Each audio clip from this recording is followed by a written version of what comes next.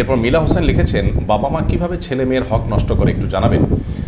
বাবা মা ছেলে মেয়ের হক নষ্ট তখনই করে যখন ছেলে মেয়ের যে সমস্ত অধিকার আছে বাবা মায়ের প্রতি সেগুলোর কোনো একটি লঙ্ঘন করে বা পালন না করে, তখন তাদের অধিকার নষ্ট করে। যেমন ধরুন, ছেলে মেয়েদের জন্মের পর তাদেরকে কোনো উপঢৌকন দিতে হলে কাউকে সেটা সমতা বজায় রাখতে হয়। তারা যদি সেটা না করেন, একজনকে দিন আরেকজনকে দিলেন না, তাহলে তাদের অধিকার নষ্ট করলেন।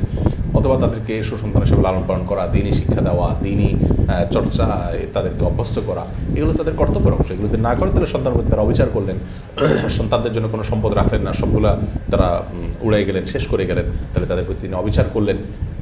এভাবে সন্তানের যে ভরণ পোষণ, এটা তাদের কর্তব্য বাবা মায়ের, সেটা যদি তারা না করেন তাহলে তাদের অধিকার নষ্ট করলেন। সন্তানকে উপযুক্ত হলে এবং বিবাহের অ্যাবিলিটি থাকলে বিবাহ দেওয়া কর্তব্য, সেটা যদি তারা না দেন, বিলম্ব করেন, আটকে রাখেন, জাগতিক কারণে সেটাকে পিছাতে থাকেন, তাহলে সেক্ষেত্রে তারা গুণাগার হবেন। এভাবে সন্তানের যে প্রাপ্য অধিকারগুলো আছে সেগুলোর তালিকা যদি আমরা জানতে পারি, তার কোনোটা লঙ্ঘন করলেই সন্তান অধিকার ক্ষুণ্ণ করছেন বলে বিবেচিত হবে।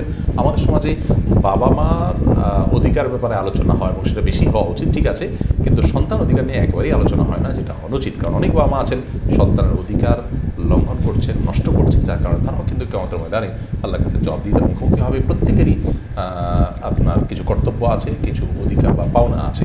অতএব বাবা মার যেরকম পাওনা আছে সন্তানের কাছে, আবার বাবা মার কর্তব্য আছে সন্তানের প্রতি, সেগুলো আদায় না করলে তারা গুণাগার হবে।